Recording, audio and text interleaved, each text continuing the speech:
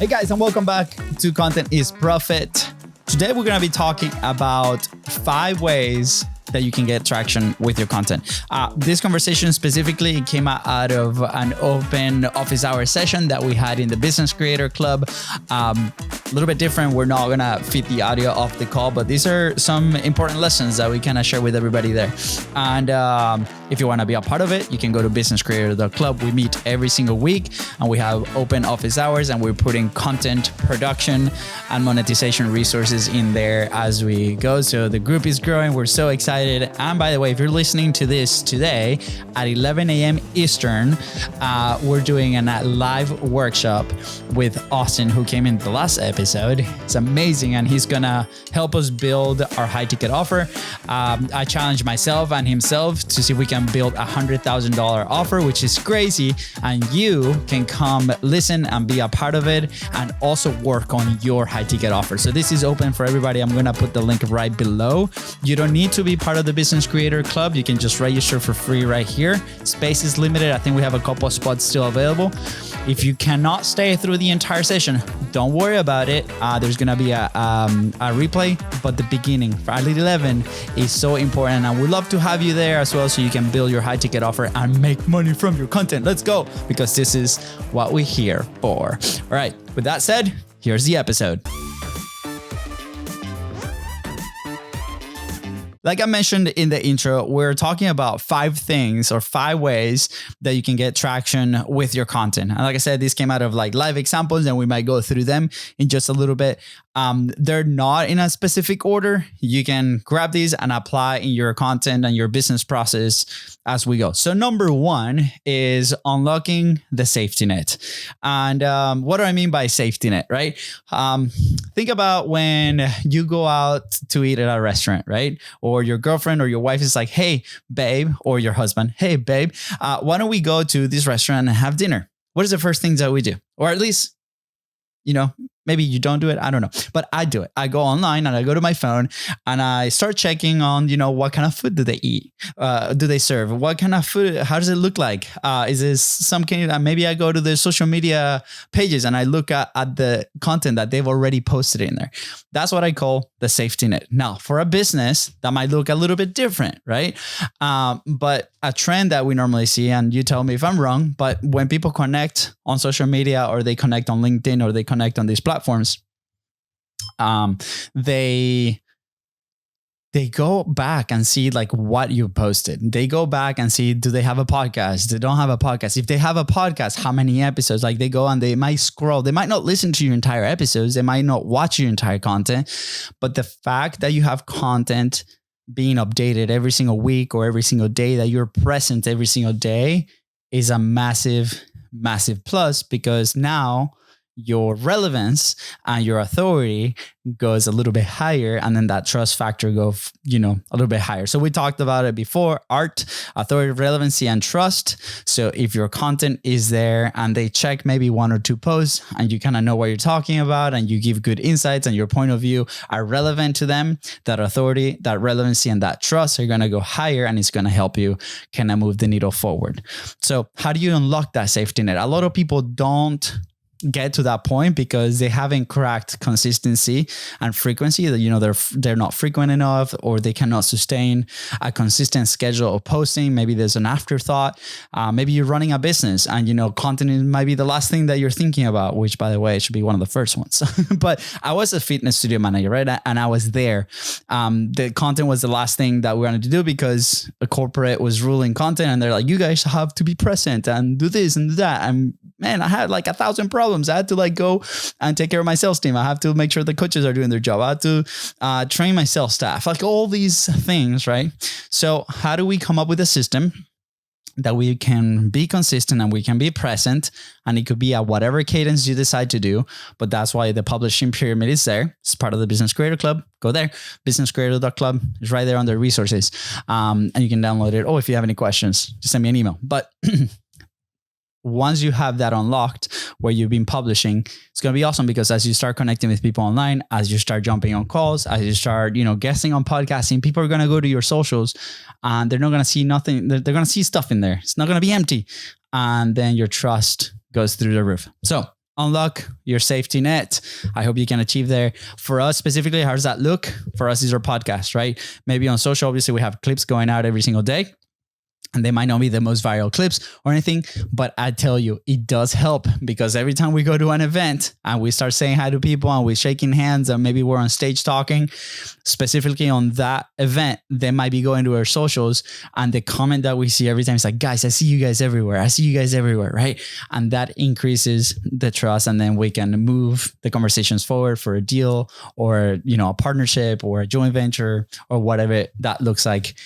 By the way, at least to my eyes, audience size or downloads, it doesn't apply to this. So it doesn't matter. Just make sure it's like, how can I be present every single day, right? It could be a picture. It could be a written post. It could be a podcast episode. You decide what that format is. So let me know in the comments if you have any thoughts about this, but these are the kind of stuff that we talk in the office hours in the club. Let's go. All right. Number 2. Your creation anchor. So obviously, to go to this point where you can be consistent, we have to come up with a system to make sure that we can actually create and publish the content. So remember the 6 levers, right? Messaging, like what do I say? Creation, how do I create it? Production, like what does that look like? The final content product, right? How do I distribute it? How do I monetize it? And then how do I manage all this? So your creation anchor is going to come on that second phase, right? On how do I actually create the content? Like we need to create something to be able to, produce it and then distribute it. And production can be minimal if you go live, for example, so maybe non-existent, but we will have to make sure that do that. So this first step is crucial, because without the creation, there's nothing, right? So, one of the examples that we had in the office hours was really cool. Was with our man Sergio. Shout out, because he's been in every single call. It's amazing, and he struggled, right? First, inviting people into his podcast. Second, like he really felt like he needed like some kind of like original content with the reels and things like that. So his anchor, he decided to, every time he's driving with his business partner was going to point a camera at him. He was going to ask a ton of questions, and he was going to answer those questions. And each of those questions became now a reel that is in his social media. And what he told us that day is that he was able to record about 30 answers, which became 1 post a day later on in his distribution cadence, hence hitting his content safety net. So cool. So what is a creation anchor? A creation anchor is maybe a situation in the day, maybe a time in the day, maybe an activity that you're doing that you can connect directly with your creation process. So we often say, when you go to the bathroom to do number 2, for example, right? This is like the funny example that everybody laughs about. But when you go there, like, what do? We grab our phone and we start scrolling, right? So in our specific case, when we run this 45 live, we set this as an example. It's like, okay, what about we use that time instead of watching content, maybe to draft some ideas? So that became the content anchor, in that specific example, to draft content ideas. And then after, you're done with your business, you go in front of the camera and then you record, right? So what could be another content anchor? For me, specifically on 45 Live, was every time I was going to go have lunch, that was like the start of my process. And I'll just have a piece of paper or my iPad next to me. And as I was eating lunch, I was drafting, what is the story I was sharing that day? And then right after lunch, I would record right there. So what is your anchor? For Surya, is every time he's driving with his business partner. For somebody else, could be like every time I walk into this like office where I have everything set up, that's when I'm going to create. Like, how can you identify a moment in your day or an activity in your day where you can trigger creation right away, right? So identify that moment. It's going to help you big time. Put it in your calendar and associate creation moment with that. Obviously, this depends on what type of content you're creating, right? If you are sitting down and designing some posts or writing for blogging, like, it's going to make sure that you do that. For blogging people, we have a great example with Michelle. She's also part of the community. She turns out that podcasting was not her thing, but blogging was her thing. And she identified that she was already writing for 2 hours every, couple of days or so. And she was writing for herself. So she decided to switch that and write instead for her business and her newsletter. And she got traction really, really quick. Sweet. All right. On to point number 3. Be okay with being rough. It's a hard one for a lot of people. I've seen it, especially in the studio when we have new content creators and people that come to record their podcast for the very first time. Most people kind of want it to look and feel very professional. And hey, with equipment today, you can make look and feel any type of content like very, very professional.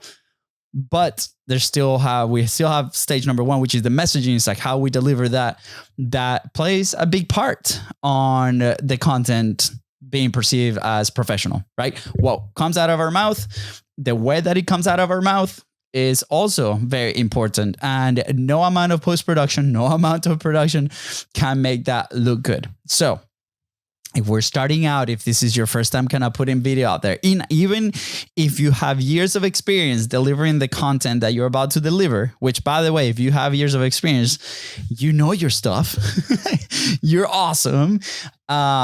It is probably going to look a little rough. There's an exercise that we shared a couple episodes ago.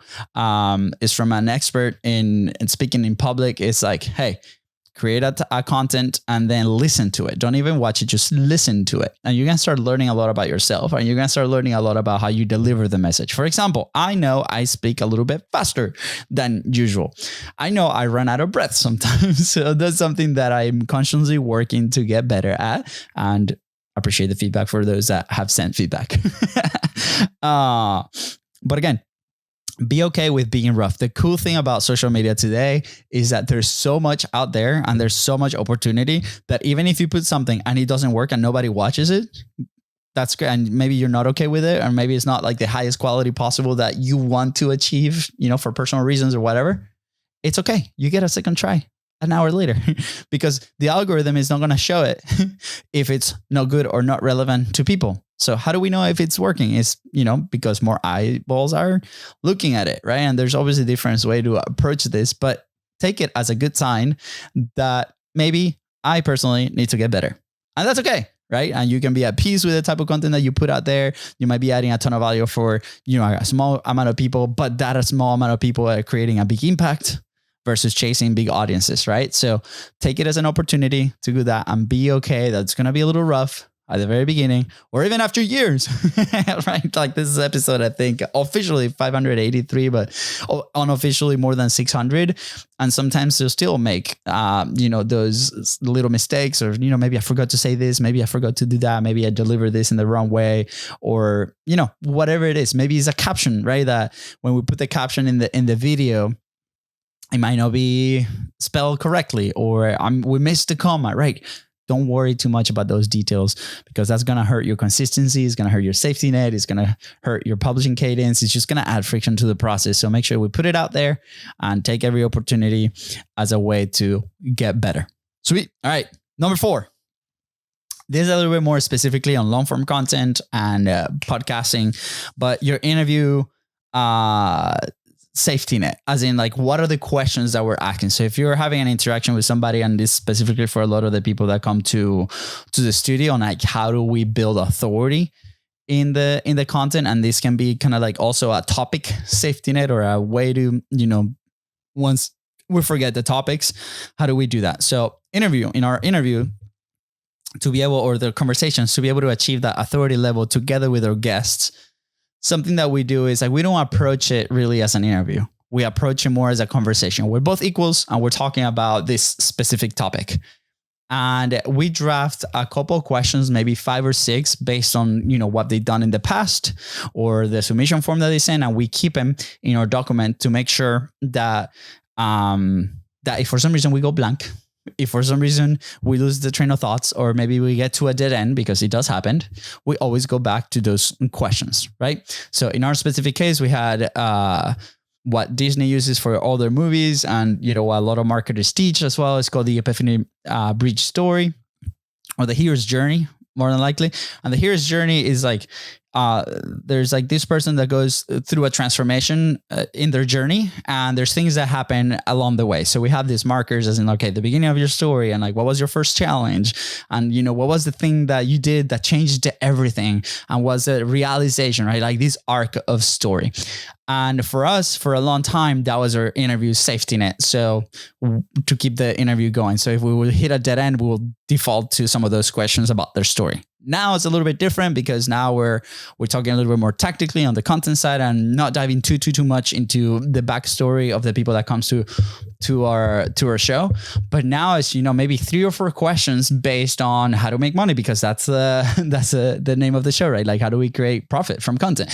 And or maybe what was like the one strategy that helped us move the needle forward that they realized. And it also has to be with like the hero story. So if you are in the game of having conversations with people online, whether that's Instagram Live, podcasting, like any kind of stuff, what is your safety net for those interviews so you're ready and the flow continues?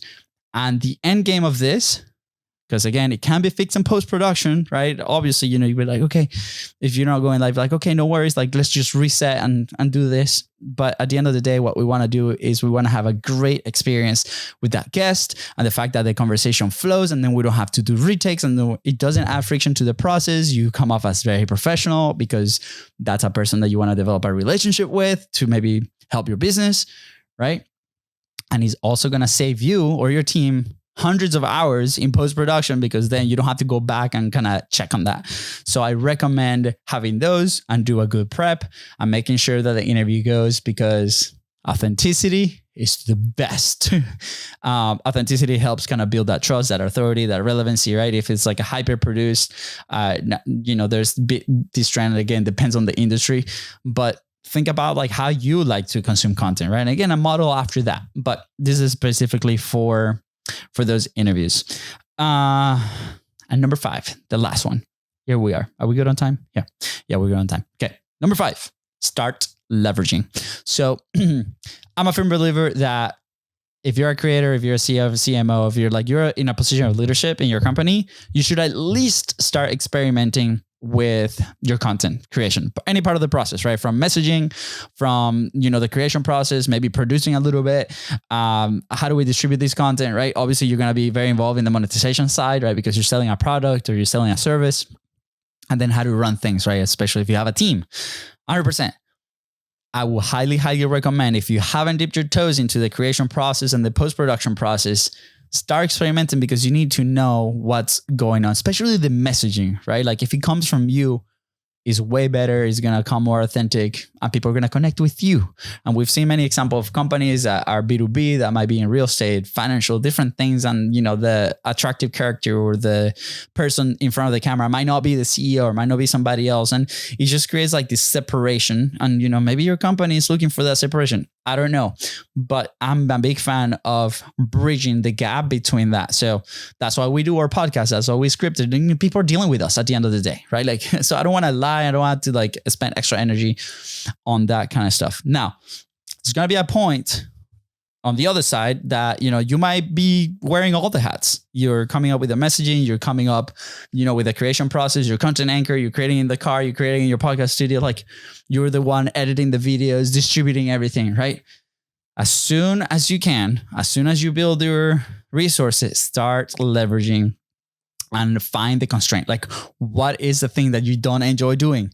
So a lot of people that we've seen so far, in our experience, the distribution lever is the one that gets hurt the most, because we spend a lot of energy coming up with our ideas, recording, editing, and then we're like, okay, the content's done. Here it goes. And we kind of like leave that part of the process out on, what are some distribution vehicles that we can do? Can this be a blog as well? Can this be on YouTube? Can this be paid ads? Can this be on a newsletter of some sort? So pay special attention to that. Pay special attention to the things that you don't like doing. A lot of people offhand editing or post-production right off the bat. That might be the first one to go. Or make sure you find an editor that kind of knows what you talked about, or a production person that has worked in your industry that kind of knows the topics and kind of knows what you're talking about. And today you can find a little bit of everything, right? It's very different that you're going to go hire a video editor just because you like the way that they edit the vlogs, but then you're not creating vlogs. You might be creating long form content that's highly educational, right? Maybe they're able to bring some of those elements in there, but it's not what they're known, or the technique. The technique is very different. So that's why you got to get your hands dirty a little bit and then figure out a way that you can start offloading these little parts of the process, right? In our specific case, the first thing that we kind of gave out to somebody else was the podcast editing and post-production, because it was just taking us a lot of time. But in our specific case, we created a system that we're like, hey, this is how we want to do it. A very simple intro, pattern interrupts, interview, maybe a couple of changes of cameras. And that was a roadmap that we gave our producer. And then the edits come out every single week, twice a week. And then we went to the distribution side and we took that on and we're like, hey, where are the platforms that we're going to put this? How we're going to do it? How we're going to grab the descriptions? And then we wrote the process, and when we gave that away, and you start building this team, or this, you start building and training this person that is going to be able to do that. So start leveraging your team, start leveraging your resources to be able to keep consistency and frequency in your publishing. So if you start experimenting with these 5 things, like I said, quick recap: unlock your safety net with consistency and frequency, find your creation anchor, be okay with rough. It's totally fine. If you're doing interviews, what is your safety net? If you're doing solo content, what is your safety net of topics, right? And then at the end, it's like start leveraging and find the constraint that might be the thing that you don't like doing, and start offloading that immediately. Because today we need to be present online in whatever way you feel comfortable. Obviously, we're big fans of podcasting, but whatever way you feel comfortable, we need to be present online. So hopefully this helps you move the needle forward. And with that said, I will see you today at 11 a.m. Eastern, Thursday, July 10th. And if you're listening to this past that date, you can go to businesscreator.club. The replay is going to be there on how we build a high ticket offer together with you. And again, this is not for you to buy the high ticket offer. If it applies to you, awesome, we can talk. But this is also for you to develop your own high ticket offer, and you can make a ton of money doing it. So with that said, guys, thank you so much for tuning to the Content is Profit podcast, and I'll see you on the next episode. Take care.